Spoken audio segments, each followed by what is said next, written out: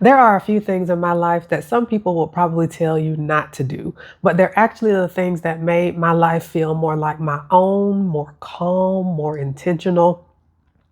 And that's what I want to talk about today. And not necessarily because my life changed overnight. And if you've been here on this 100-day journey, you know that.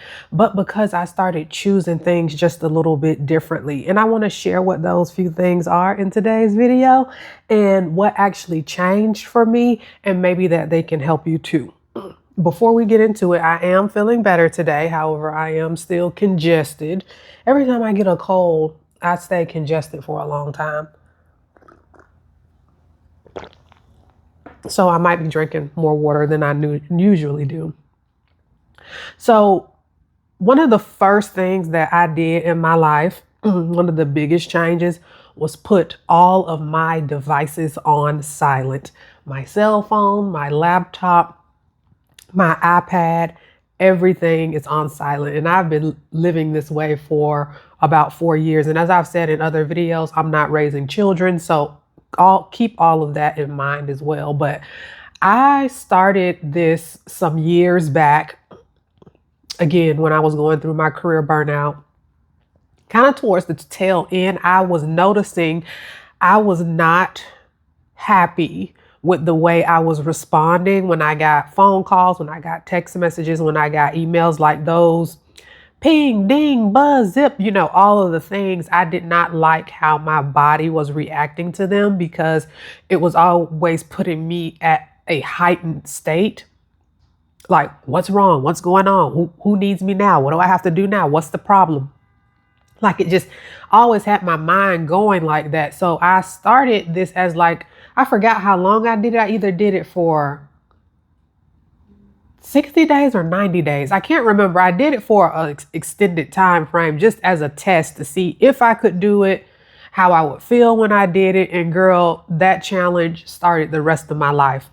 And I wouldn't go back because now I'm just in a season of where, I respond to the messages when I want to. Of course, I check my phone, every hour or so. I check my emails periodically. And I'm no longer in a job where people need to reach me immediately. And if I even think back to that time, no one really needed to reach me like at that very moment anyways. I mean, they could have waited, if it was 30 minutes or so for me to call them back or whatever it may have been. But that's one of the biggest things. And I think, I said people probably wouldn't tell you to do this because people always want you to be like at their beck and call. Like if you don't call them back quick enough, you don't respond to their email quick enough, you don't text them back quick, whatever it is, like people want you to be at their beck and call. And once I started doing that, it just, again, really made my nervous system relax, that's for sure, but just made my life more calmer. And I was more intentional about when I would respond, how I would respond, and who I would respond to. So putting all my devices on silent, girl, changed my life. And again, I've been doing this for a long, long time. And again, if an emergency happened, like if something happened with one of my brothers or my parents or something, I would know, because I still check my phone, periodically, but I'm not in a state to every time the phone vibrates or pings or dings, I'm immediately jumping to it to see what's going on. No, I'm not doing that anymore. Another thing I stopped doing was watching the news, like the news. I talk about this in my book, Release and Renew, but I would start every single day watching the news, like literally get up, check my phone, my emails first, see what was going on at work, what I was going to be walking into for the day, so on and so forth. And then get the remote and turn on the local news and girl, why was I doing this? Because that's why I don't do it anymore. But I would be watching the morning news, and we know that local news, national news, global news, whatever news, it 90% of it is negativity and causing fear and anxiousness and all of the things. And I just don't want to live in that constant state. Now, I am a responsible American. Do I keep up to date with the things I need to keep up to date with politically? Or yes, but in a very intentional way. I'm not watching the news every day. I'm not, girl, I tell you no lie. So I live in Florida. And if it wasn't last year, it was the year before last. And it's like sometimes it feels good to be just a little bit like disconnected, because again, like I just don't want to live my life in fear. We already have just regular everyday things to fear. So I don't want to call in more fear into my life. But a few years ago, I live in Florida, so we have hurricanes. And normally, if a hurricane is coming because on the news, or if maybe you have the weather app or, something on your phone. But it was like, I guess a hurricane was coming. Girl, I had no idea. Like my best friend had to tell me, well, because we have like weekly check-ins or whatever. She was like, I was like, girl, what hurricane? She was like, yeah, it's supposed to blah, blah, blah. I had no idea. Like I had no idea. We as Floridians, like born and raised, we're a little bit reckless when it comes to the hurricanes anyway. Like don't judge us. We treat hurricanes as just another day, like good morning, good night. So, but still like me like being that far removed, like I didn't even know a hurricane was due to come. But that I had to stop doing it. I just had to stop watching the news every day and just being consumed with the news and what's going on every 5 minutes, just because, again, the way it was making me feel. So I stopped doing that as well. I also stopped trying to optimize everything. Again, I was in corporate leadership, leading, building, creating, strategizing, negotiating, all of the things. I was doing it. It also made me look at my own personal life in that way as well, like just trying to optimize for every single moment, every single day, every single season, trying to make sure everything fit in these pretty tight little buckets or timelines. And I just noticed that the more you force anything, if any 20 somethings or 30 somethings is watching this video, I'm in my early 40s. Most of this comes with time. So again, I'm speaking from lived experience. Once you are able to learn and really embody, not trying to force things, force situations, force outcomes, and just surrender and relax into it, that's when things come to you. Like it's really the unlock. But when I stopped trying to optimize for everything, that's when I felt like things started to become a little bit easier. Now my surrender was at the end of my burnout, and I was pushed to surrender like many of us do. But I just stopped trying to optimize for every single thing. And again, the world would say the opposite of that, because you're supposed to be doing this in this time block, at this time, in this season, at this age, like just all of the things. You're just trying to optimize for every single thing. And I'm not doing that anymore. I'm a Christian. I believe in God, and I know that what is meant for me will be for me in His timing. So I stopped trying to over optimize everything.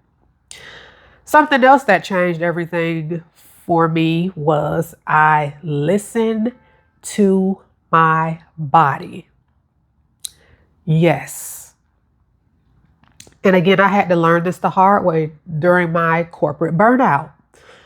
I was not listening to my body.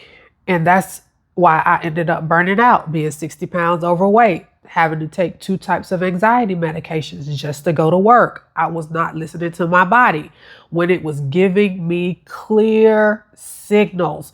So I have just been in a season over these last 4 years as I'm redesigning my life.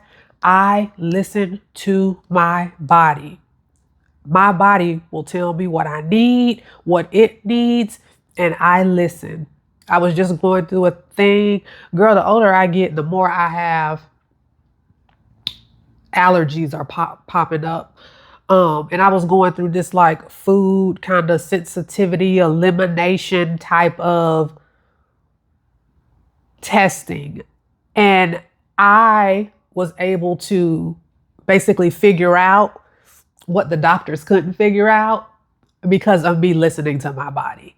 So your body will give you signs. It will tell you what you need. It will tell you what you don't need. And you just have to listen, even from how much rest you may need, how much physical activity you may need, how much sun you need, how much water you need. Like I drink a lot of, I only drink water, and basically I drink water, sparkling water, and herbal tea. That's what I drink. But even though sometimes, living in Florida, I'm always outside walking, just plain water sometimes does not meet my thirst, and I can feel when that's coming on. So then I'll integrate coconut water into my day. Like just listening to my body in all ways. It's like, why wasn't I doing this before? Well, we know why, because we're conditioned to not listen to ourselves. We're conditioned. And again, the world wouldn't tell you to listen to your body. The world will tell you to do what this doctor say, to do what that doctor say, to do what the world tells you to do. But your body will tell you what it needs.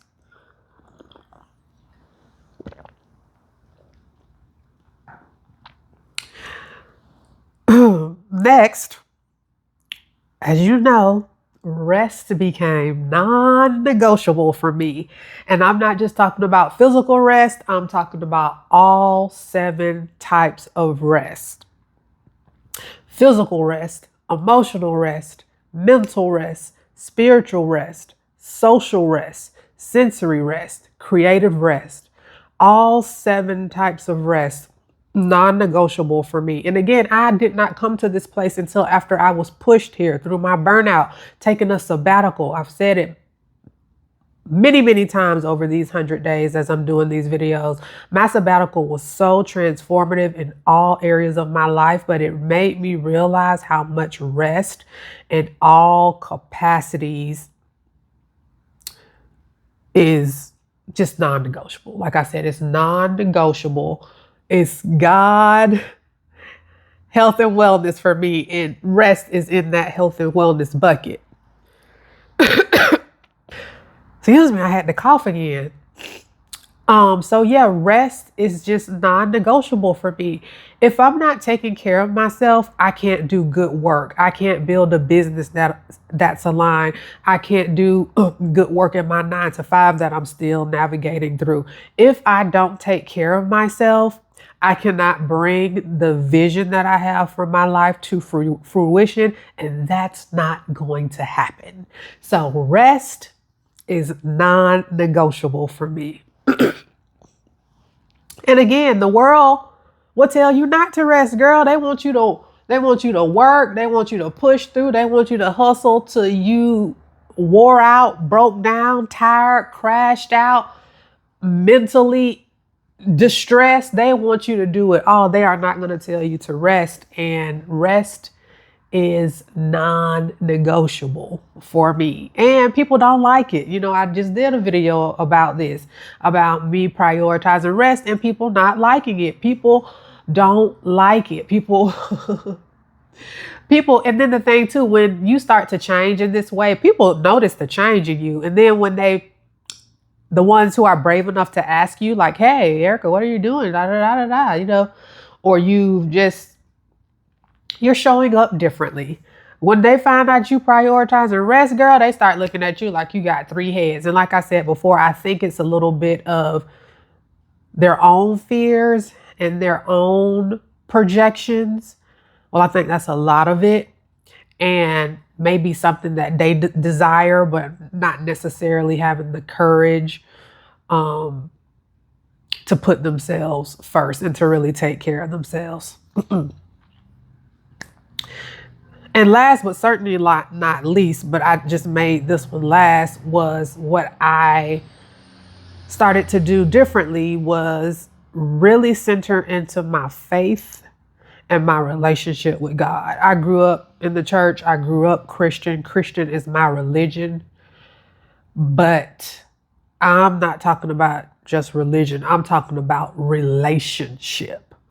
When I started really honing in, spending time, dedicating time to reading my Bible, understanding His word, His promises, seeking His presence daily, learning how to really pray, and not just for myself, my wants, but for others.